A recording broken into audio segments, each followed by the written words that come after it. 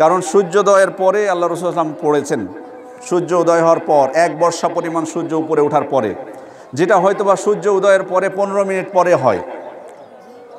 সম্মানিত উপস্থিতি, সেই দৃষ্টিকোণ থেকে আপনারা জানেন যে আজকে সূর্যোদয় কততে ছিল, এজন্য এই সময়টা খুব তাড়াতাড়ি হয়নি। আপনারা অনেকে হয়তো বলেছেন যে আমরা দূর থেকে আসব। কত দূর থেকে আপনারা আসবেন? আমি তো ফজরের সালাত গাজীপুরে ফজরের সালাত জামাতের সাথে আদায় করে এখানে 6টার সময় পৌঁছে গেছি। আপনারা আর কত দূর থেকে আসবেন? এজন্য আমি অনুরোধ করব যে এটা খুব আপনারা মনে করবেন না যে তাড়াতাড়ি হচ্ছে, বরং সামনের বছরগুলোতে আমি অনুরোধ করব যে আরও যদি তাড়াতাড়ি পড়তে পারেন সেটা আরও ভালো হয়। এবং অন্যান্য মসজিদগুলোতে আমরা গত বছর আমি সিদ্দিকের 6:15টায় পড়েছি কুরবানিরটা, হয়তো তখন হয়তো ফজর আরেকটু পিছিয়ে যায়, অবশ্য সেটা সহজ হয়। কিন্তু আমি অনুরোধ করব যে সময়ের বিষয়ে আপনারা একদিন আপনাদেরকে গোসল করতে সময় লাগবে, ঘুমানোর তো কোনো সুযোগ নাই, ঘুমাতে গেলে কিন্তু হবে না। আপনি তখন সকাল 9টায় যদি আমরা সালাদ দিই তবুও আপনার পরিপূর্ণ তৃপ্তি সহকারে আপনি ঘুমাতে পারবেন না। ওই জন্য ফজর পরে ঘুমানোর সুযোগ নেই। এমনকি ওলামায়ে কেরাম বলছেন যে সময়ের অভাবে গোসল যদি ফজরের আগেও করতে হয় তবুও ফজর আগে করে নেবেন। খেজুর যেটা খাওয়া সুন্নাত বা কিছু খেয়ে আসা সুন্নাত, সেটা যদি ফজর আগেই খেতে হয় সেটা খেয়ে আসবেন, অসুবিধা নেই ইনশাল্লাহ। কিন্তু সালাতের বিষয়ে দেরি করার কথা আপনারা অনুরোধ করছি বলবেন না, যাতে আমরা সুন্নাতের খেলাফটা না করি।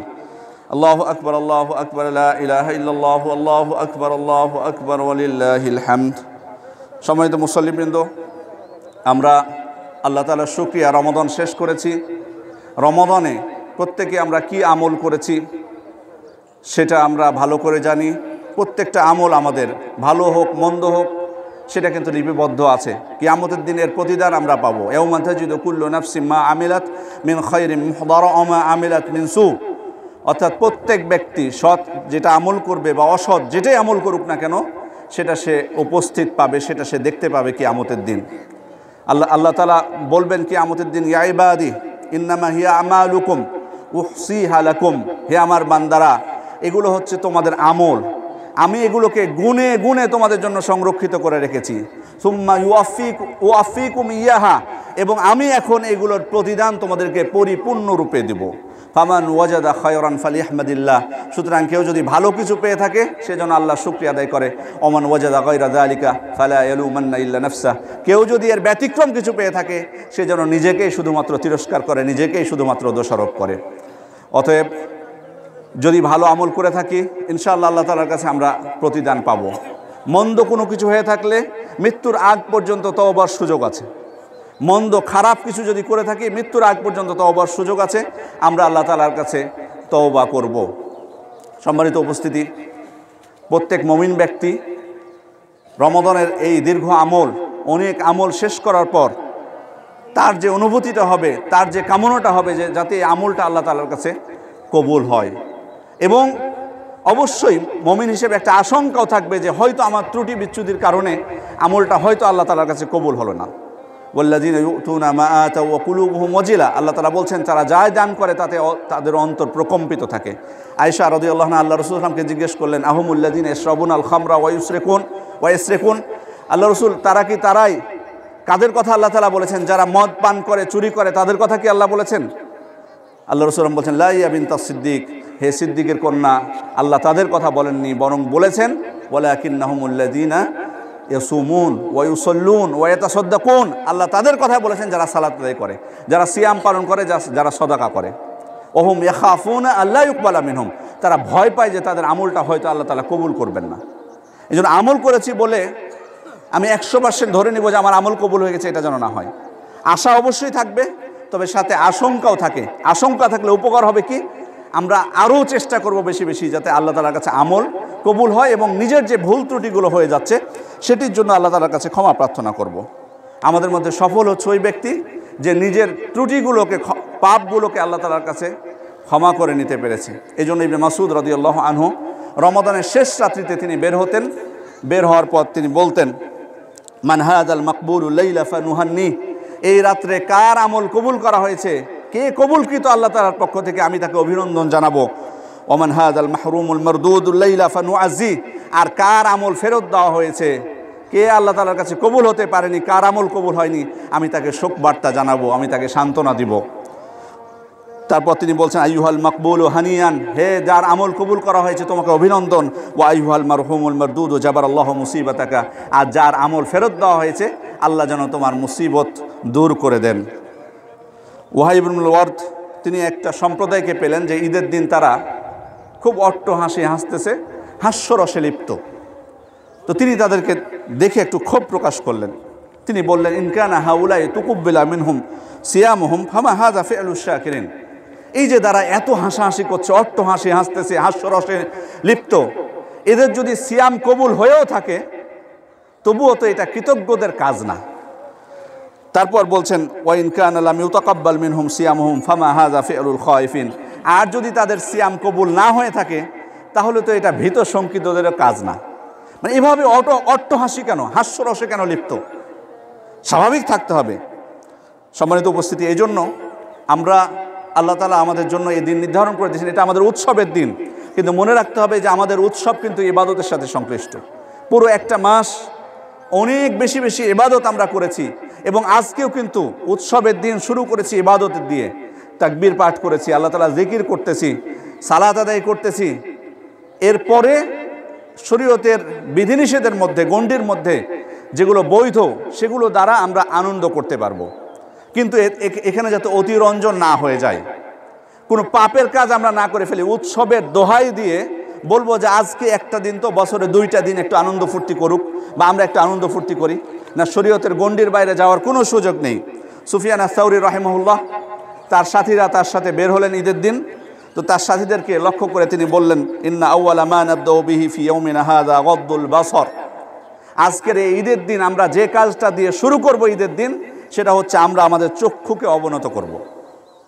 তা খেয়াল করুন, ঈদের দিন ওনারা শুরু করেছেন চক্ষুকে অবনত করার মাধ্যমে, যাতে নিষিদ্ধ কোনো কিছুর দিকে না তাকান।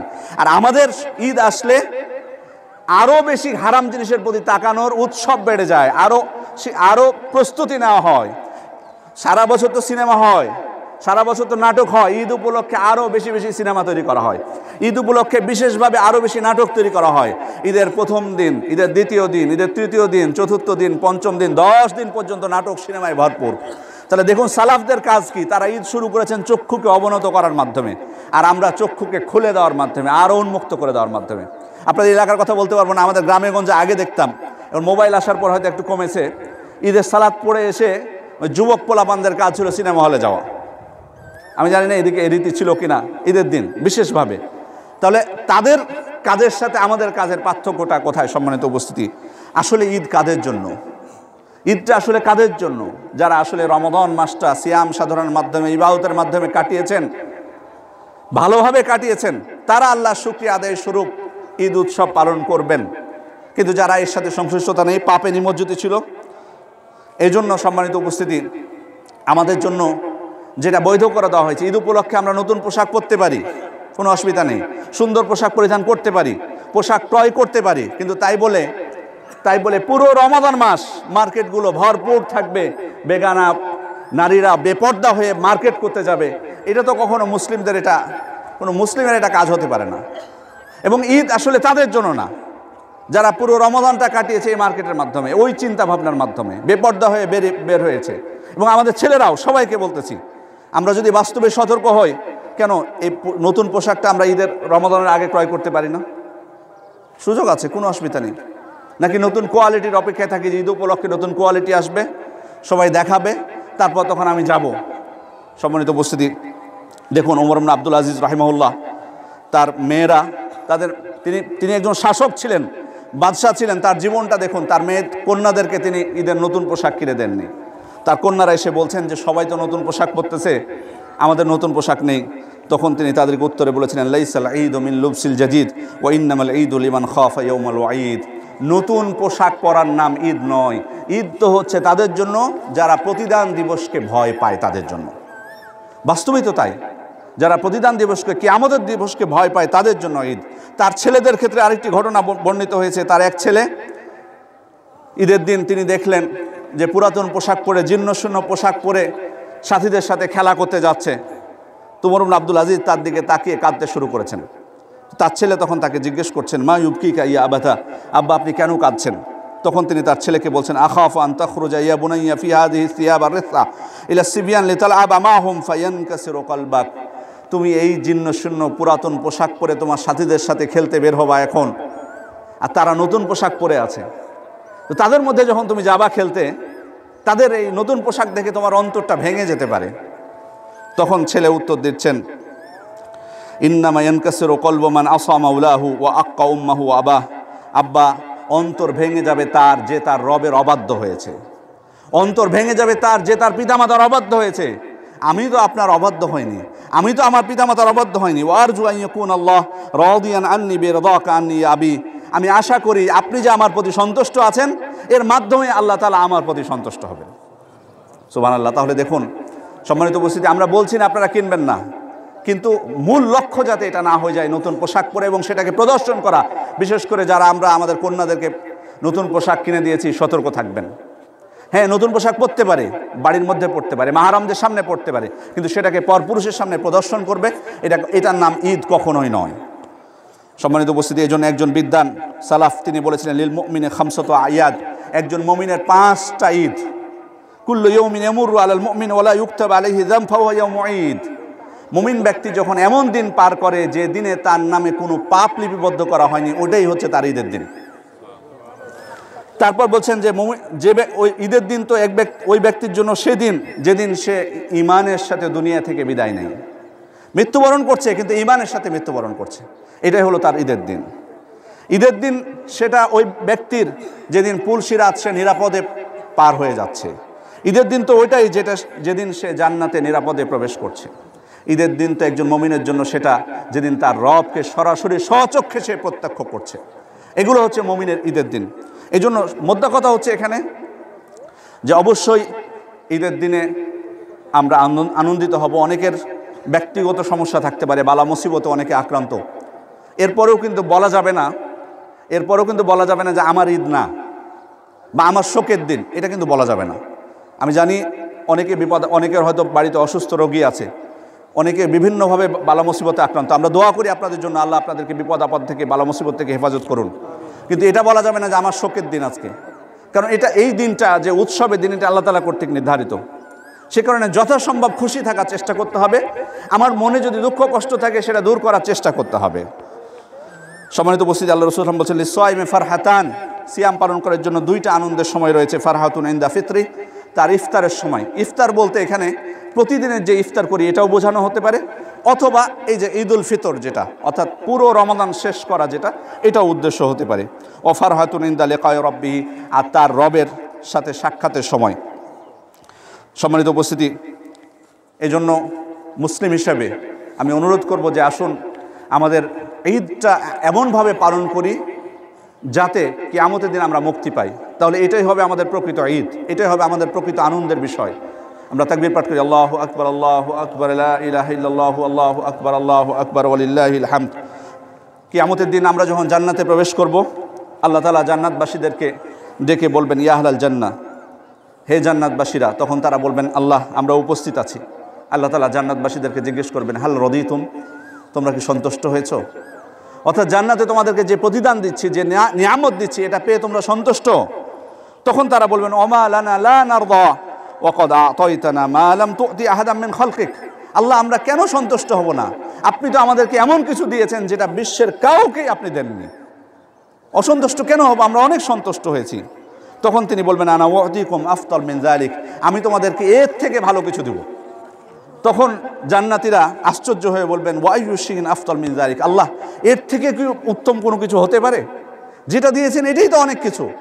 তখন আল্লাহ তাআলা বলবেন, উহিল্লু আলাইকুম রিদওয়ানি ফালা আসখাতু আলাইকুম বা'দাহু আবাদান, আমি আমার সন্তুষ্টি তোমাদের উপর এটা চিরদিনের জন্য অবধারিত করে দিলাম, এরপর থেকে আর কখনোই আমি তোমাদের প্রতি অসন্তুষ্ট হব না। এটা হলো আমাদের সব থেকে বড় পাওয়া। এটা হচ্ছে আমাদের ওই দিন, যদি আমরা এই সৌভাগ্যবানদের অন্তর্ভুক্ত হয় যাদেরকে লক্ষ্য করে আল্লাহ তাআলা বলবেন যে তোমরা কি সন্তুষ্ট হয়েছো, তারপর বলবেন যে সারা জীবনের জন্য আমার সন্তুষ্টি তোমাদেরকে দিয়ে দিলাম, আর কখনোই তোমাদের প্রতি অসন্তুষ্ট হব না। আসলে এটাই হচ্ছে প্রকৃত আনন্দের দিন আমাদের জন্য। সম্মানিত উপস্থিতি, আল্লাহ তাআলা বলেছেন, ওয়ালিতুকমিলুল ইদ্দাতা ওয়ালিতুকাব্বিরুল্লাহা আলা মা হাদাকুম ওয়া লাআল্লাকুম তাশকুরুন, তোমরা যাতে প্রকৃত সংখ্যাটা পূর্ণ করতে পারো। রমাদানের সংখ্যা আমরা পূর্ণ করেছি, বলে তুকাব্বিরুল্লাহ আলা মা হাদাকুম, আল্লাহ তাআলা যে আমাদেরকে হেদায়েত দান করেছেন সেটার জন্য আমরা তাকবীরও পাঠ করেছি, তার মহত্ব বর্ণনা করেছি। বাকি থাকে কি, ওয়ালা আল্লাকুম তাশকুরুন, যাতে তোমরা শুকরিয়া আদায় করতে পারো।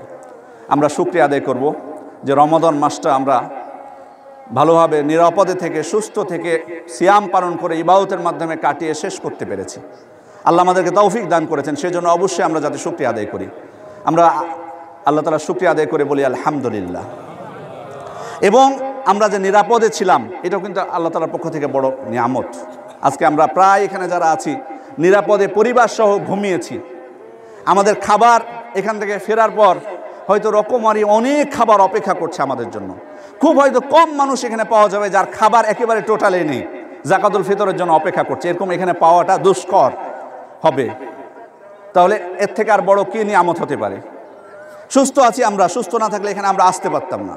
মান আসবাহা মিনকুম আমিনান ফি সিরবি মুআফান ফি জাসাদি ওয়া ইনদাহু কুতু ইয়াউমি ফাকান্নামা হিজাত লাহু দুনিয়া, যে ব্যক্তি নিরাপদে পরিবার সহ সকাল করলো আর তার শরীর সুস্থ আছে আর ওই দিনের খাবার আছে তার কাছে উপস্থিত, তাকে যেন দুনিয়ার সমস্ত নিয়ামত দিয়ে দেওয়া হয়েছে। সুবহানাল্লাহ। তাহলে আমাদের কাছে তো অনেক খাবার আছে, শুধু একদিনের না। আল্লাহ আমাদেরকে সুস্থ রেখেছেন, নিরাপদে আমরা বসবাস করছি, সেজন্য আমরা আল্লাহ তাআলার শুকরিয়া আদায় করবো। তিনি আমাদেরকে ভালো রেখেছেন। সাথে সাথে আমরা বলবো না আমাদের ভাইদের কথা, আমাদের নির্যাতিত মুসলিম ভাইদের কথা, বিভিন্ন দেশে যেভাবে নির্যাতনের শিকার হচ্ছেন, বিশেষ করে আমাদের ফিলিস্তিনি ভাইদের কথা আমরা যাতে আজকের এই দিনে ভুলে না যাই। আনন্দ উৎসবের মধ্যে তাদের কথাটা যেন স্মরণ করি একবার। আপনারা দেখেছেন রমাদান মাসে কীভাবে অতর্কিতভাবে ওয়াদা খেলাফ করে, চুক্তি ভঙ্গ করে, আসলে ইহুদি জাতটা অমানুষের জাত। ওদের বৈশিষ্ট্য হলো তাদের প্রতিশ্রুতি ভঙ্গ করা। এটা আল্লাহ তাআলা কোরআনে আগেই বলে দিয়েছেন। মদিনা, আপনি যদি ইতিহাস তাদের দেখেন, আল্লাহ রাসূল সাল্লাল্লাহু আলাইহি ওয়াসাল্লামের যুগ থেকে নিয়ে আল্লাহ রাসূল সাল্লাল্লাহু আলাইহি ওয়াসাল্লাম মদিনায় এসে কিন্তু প্রথম চুক্তি করেছিলেন তাদের সাথে। তারা চুক্তি একের পর এক চুক্তি ভঙ্গ করেছে, শেষ পর্যন্ত মদিনা থেকে বের করে দিয়েছেন আল্লাহ রাসূল সাল্লাল্লাহু আলাইহি ওয়াসাল্লাম। চলে যায় খাইবারে, সেখানেও চুক্তি ভঙ্গ করার কারণে ওমর ইবনুল খাত্তাব রাদিয়াল্লাহু আনহু সেখান থেকেও বের করে দেন। আসলে তাদের এই জমিনে থাকার কোনো বৈধ জায়গা নেই। যে জায়গা তারা করেছে অবৈধভাবে সে জায়গায় আছে। আবার উল্টো আমাদের ফিলিস্তিনি ভাইদেরকে সেখানে নির্যাতন করছে। সম্মানিত উপস্থিতি, এই দিনে আমরা যেন তাদের কথা ভুলে না যাই। আমাদের ভাইদেরকে আল্লাহ যেন এই নির্যাতন থেকে রক্ষা করেন, আল্লাহ যেন তাদেরকে হেফাজত করেন। আমরা আন্তরিকভাবে তাদের জন্য দোয়া করি এবং স্থায়ীভাবে তাদের একটা সমাধান আল্লাহ তাআলা যেন করেন। এবং আমাদের মুসলিম শাসক যারা আছেন আল্লাহ যেন তাদেরকে সৎ সাহস দান করেন, তাদের ঈমানকে শক্তিশালী করেন, তারা যাতে তাদের বিষয়ে একটা শক্তিশালী একটা ব্যবস্থা গ্রহণ করতে পারেন। জি, এবং আমি এর সাথে সাথে বলবো যে যদি আমাদের ভাইদের কাছে সহযোগিতা পৌঁছানোর কোনো মাধ্যম থাকে, সুযোগ আমরা পাই, বিশ্বস্ত মাধ্যম হয়, তাহলে আপনারা তাদের জন্য সহযোগিতা পাঠিয়ে দিবেন অনুরোধ করছি। সম্মানিত উপস্থিতি, শেষ একটি আসার বলে, হাদিস বলে আমি আমার খুতবা শেষ করব ইনশাআল্লাহ। ইবনে আব্বাস রাদিয়াল্লাহু আনহুমা, ফিলিস্তিনের জন্য কালেকশন চলছে, তো আমাদের কালেকশন যাচ্ছে, এটা আমাদের মসজিদ ভিত্তিক কালেকশন, এটা আমাদের মসজিদে ফিলিস্তিনিদের সহযোগিতার জন্য অনুদান সংগ্রহ করা হচ্ছে, আমাদের এই মসজিদেও সংগ্রহ করা হচ্ছে, এটা চলমান আছে। আপনারা যদি কেউ দিতে চান অংশগ্রহণ করতে পারেন। এখানে আমাদের দায়িত্বশীল ভাইরা আছেন, তাদের কাছে দিয়ে যাবেন ইনশাআল্লাহ, আজকে দিয়ে যাবেন ইনশাআল্লাহ। সম্মানিত উপস্থিতি, আরেকটা বিষয়, আমাদের শ্রদ্ধেয় স্যার প্রফেসর ডক্টর আসাদুল্লাহ আল গালিব স্যার, উনি খুবই অসুস্থ, উনি গত জুমায় খুতবা দিতে পারেননি। আপনাদেরকে সালাম জানিয়েছেন এবং আপনাদের কাছে আন্তরিকভাবে দোয়া চেয়েছেন। আমি একটা আসার বলে শেষ করব। ইবনে আব্বাস রাদিয়াল্লাহু আনহুমা, তাকে একজন ব্যক্তি গালি দিলেন। উনি তখন তাকে উত্তরে বলছেন, ইন্নাকা লা তাশতুমুনি ওয়া ফিয়া সালাসু খিসাল, তুমি আমাকে গালি দিচ্ছ, আমার মধ্যে তিনটা বৈশিষ্ট্য আছে। কি তিনটা বৈশিষ্ট্য? উনি বলছেন, ইন্নী লা আতিনা আলাল আয়া মিন কিতাবিল্লাহ ফালা ওয়াদিদতু আন্না জামিআন নাস ইয়ালামুনা মিনহা মা আ'লাম। উনি বলছেন, আমি যখনই কোনো কোরআনের এদিকে একটু মনোযোগ দিবেন সবাই, আমি যখনই কোনো কোরআনের আয়াত পাঠ করি তখনই ওই আয়াত সম্পর্কে আমি যে জিনিসটা জানি। আপনারা জানেন যে ইবনে আব্বাস রাদিয়াল্লাহু আনহু কোরআন সম্পর্কে তার কত গভীর জ্ঞান ছিল, তাফসীর সম্পর্কে তার কত গভীর জ্ঞান ছিল। উনি বলছেন, যখন কোনো আয়াত আমি পাঠ করি তখন আমার মনে হয় ওই আয়াতটা পড়ে যে এই আয়াত সম্পর্কে আমি যেটা জানি সমস্ত মুসলিম ভাইয়েরা যেন সেটাই জানে। এটা আমি কামনা করি তখন, যে আমি যে জিনিসটা জানি সমস্ত মুসলিম ভাইয়েরা যেন এটা জানতে পারে। তারপর বলছেন, ওয়াইন্নী লা আসমাউ বিল হাকিম ইয়াদিলু ফি হুকমি ফাআফরাহু বিহি ওয়া লাআল্লি লা উকাদি ইলাইহি আবাদান। আমি যখন কোনো বিচারককে শুনতে পাই যে সে ন্যায় বিচার করেছে, আমি এতই খুশি হই, অথচ হতে পারে যে জীবনে ওই বিচারকের কাছে আমি কোনোদিনই যাব না আমার নিজের জন্য, কিন্তু যেহেতু আমার মুসলিম ভাইয়ের বিষয়ে সে ন্যায় বিচার করেছে, এই জন্য আমি প্রচণ্ড খুশি হই। এরপর বলছেন ওয়া ইন্নী লা আসমাউ বিল গাইস ক্বাদ আসাবাল বালাদ মিন বিলাদিল মুসলিমিন ফাআফরাহু ওয়া মা লি বিহি মিন সাইমা। আমি যখন শুনতে পাই যে অমুক দেশে বা অমুক জায়গায় বৃষ্টি হয়েছে, তখন আমি খুবই খুশি হই, অথচ ওখানে আমার কোনো গরু ছাগল কিচ্ছু নেই যে এই বৃষ্টি থেকে উপকৃত হবে, তবু আমি খুশি হই। এটার ফলাফলটা কি? এতগুলো কথা বলার ফলাফলটা হচ্ছে আরেকজন মুসলিমের ভালো কিছু হলে আমরা খুশি হব, অথচ আমার ওখানে কোনো স্বার্থই নেই। ভালো হয়েছে, তার কল্যাণ হয়েছে, আমি খুশি হব। সম্মানিত উপস্থিতি, রমাদানের যে শিক্ষা, এই যে ঐক্যবদ্ধভাবে জীবনযাপন করা, নিজেদের মধ্যে ভালোবাসা তৈরি করা, এই শিক্ষাগুলোকে আমরা ধারণ করব। অন্তর থেকে বিদ্বেষ হিংসাকে দূর করব। একজন মুসলিমের যদি ভালো কিছু হয় শুনে আলহামদুলিল্লাহ পাঠ করব, শুকরিয়া আদায় করব, খুশি হব। খারাপ কোনো কিছু যদি হয় ব্যথিত হব। খারাপ কোনো কিছু দেখে আমি যেন খুশি না হই, আমি যেন তার মতোই ব্যথিত হই। আবার ভালো কিছু হলে যেন ব্যথিত না হয়, এটা যেন আমাদের স্বভাব না হয়। এই জন্য প্রত্যেকটা ক্ষেত্রে আমরা চিন্তা করব যে ভালো কিছু হলে যাতে আমরাও তাদের মতো খুশি হই এবং প্রত্যেকের জন্য কল্যাণ কামনা করি। আমি যদি কোনো কিছু একটা জানতে পারি, আমি যেন ক্রেডিট নেওয়ার চেষ্টা না করি, যে না আমি এটাই শুধুমাত্র জানবো, আমি আর কাউকে জানাবো না, বরং প্রত্যেকের চেষ্টা হবে যে আমি মানুষকে এই জিনিসটা জানিয়ে দেব। সব কিছু ক্ষেত্রে যথাসম্ভব চেষ্টা করব। যাই হোক, আমরা আল্লাহ তাআলার কাছে দোয়া করি, আমরা এই রমাদান মাসে, দীর্ঘ রমাদান মাসে যে সিয়াম, কিয়াম, কোরআন তেলাওয়াত সহ যাবতীয় যে ইবাদতগুলো করেছি, আল্লাহ তাআলা যেন আমাদের পক্ষ থেকে আমলগুলোকে কবুল করে নেন এবং আমাদেরকে সুস্থ রাখেন আল্লাহ তাআলা। এবং এই রমাদানের পরে, রমাদান শেষ হয়েছে সম্মানিত উপস্থিতি, কিন্তু আমল কিন্তু শেষ হয়ে যায়নি। সালাত আদায় করেছি রমাদানে, অনেকে রমাদান উপলক্ষে সালাতটা দয়া করে বাদ না দিই। হাফিজু আলাস সালাওয়াতি ওয়াস সালাতিল উসতা, সালাতের হেফাজত করো, বিশেষ করে মধ্যবর্তী সালাতের। তার মানে সালাতটা যেন আমরা বাদ না দিই। সালাত যদি চলে যায়, আমার ইসলামও কিন্তু থাকবে না, ইসলামের কোনো কিছু আমার মধ্যে থাকবে না। এজন্য সালাত, বিশেষ করে কিয়ামুল লাইল কিন্তু শেষ হয়ে যায়নি রমাদানের সাথে সাথে। জামাতে তারাবি শেষ হয়েছে, এটা আর জামাতে হবে না, কিন্তু কিয়ামুল লাইলের সুযোগ আছে, সলাতুল লাইলের সুযোগ আছে। সারা বছর আমি আদায় করতে পারবো, কমপক্ষে 2 রাকাত 4 রাকাত প্রত্যেকের সাধ্য অনুযায়ী আমরা আদায় করার চেষ্টা করব। সিয়াম শেষ হয়ে যায়নি, বিশেষ করে রমাদানের পরে শাওয়ালের যে 6টি সিয়াম আছে, এটি যেন আমরা গুরুত্ব সহকারে নিই। মান সামা রমাদান সুম্মা আতবাহু সিত্তাম মিন শাওয়াল কানা কাসিয়ামিদ দাহার, যে ব্যক্তি রমাদানের সিয়াম পালন করার পর শাওয়ালের 6টি সিয়াম পালন করলো, সে যেন পুরো বছর সিয়াম পালন করলো। প্রত্যেকটা আমলের সব আল্লাহ তাআলা কমপক্ষে 10 গুণ বৃদ্ধি করেন। কমপক্ষে 30টা সিয়াম 10 দিয়ে গুণ দিলে 300 হয়, আবার 6কে 10 দিয়ে গুণ দিলে 60 হয়। মানে এখানে দেখুন পুরো বছর হয়ে যাচ্ছে, কমপক্ষে 10 গুণ বৃদ্ধি পায় সম্মানিত উপস্থিতি। এই জন্য এই 6টি সিয়াম আমরা রাখার চেষ্টা করব। তার আগে কাজাটা আদায় করে নিব, কাজা যদি থাকে কারো উপর আদায় করে নিব, এটা সব থেকে উত্তম। সম্মানিত উপস্থিতি, আমরা তাকবীর পাঠ করি, আল্লাহু আকবার, আল্লাহু আকবার, আল্লাহু আকবার, লা ইলাহা ইল্লাল্লাহু আল্লাহু আকবার, আল্লাহু আকবার, ওয়ালিল্লাহিল হামদ। আমরা আল্লাহ তাআলার কাছে দোয়া করছি, আমাদের মধ্যে যারা অসুস্থ ব্যক্তি আছেন, আল্লাহ যেন তাদেরকে সুস্থ করে দেন। যারা মারা গেছেন, আল্লাহ যেন তাদেরকে কবর আযাব থেকে রক্ষা করেন এবং জান্নাতুল ফেরদৌস দান করেন। প্রত্যেকে আমরা অন্তরের অন্তঃস্থল থেকে আমাদের প্রত্যেকে যারা আত্মীয় স্বজন, প্রতিবেশী, আমাদের পিতামাতা যারা মারা গেছে, তাদের জন্য আন্তরিকভাবে সবাই দোয়া করব। কিন্তু এখানে আমি একটা বিষয় সতর্ক করে দিই, দলবদ্ধভাবে গ্রুপ নিয়ে যে দোয়া করার রীতি আল্লাহ রাসূল সাল্লাল্লাহু আলাইহি ওয়াসাল্লাম থেকে সাব্যস্ত হয়নি। বিশেষ করে ঈদের দিনকে মনে করা যে এটা বরকতময় দিন, এখানে দোয়া বেশি কবুল হবে, এই ধরনের মনে করার কোনো সুযোগ নেই। বরং আপনি যে কোনো সময় আন্তরিকভাবে দেখুন, আপনি আপনার আত্মীয় স্বজনের জন্য যেটুকু আন্তরিকতার সাথে দোয়া করতে পারবেন, অন্য কেউ করতে পারবে না। সুতরাং আপনার দোয়াটা এখানে গুরুত্বপূর্ণ। এই জন্য প্রত্যেকে অন্তঃস্থল থেকে আন্তরিকভাবে আমাদের আত্মীয় স্বজনদের দোয়া করবো। আল্লাহ তাআলা আমাদেরকে সেই তৌফিক দান করুন এবং আমাদের যাবতীয় ভুল ত্রুটি যেগুলো হয়েছে আল্লাহ যেন ক্ষমা করে দেন আমাদেরকে এবং আমাদের সমস্ত আমলগুলোকে আল্লাহ তাআলা কবুল করেন। আমিন। ওয়া আখিরু দাওয়ানা আলহামদুলিল্লাহি রাব্বিল আলামিন। আসসালামু আলাইকুম ওয়া রাহমাতুল্লাহি ওয়া বারাকাতুহু।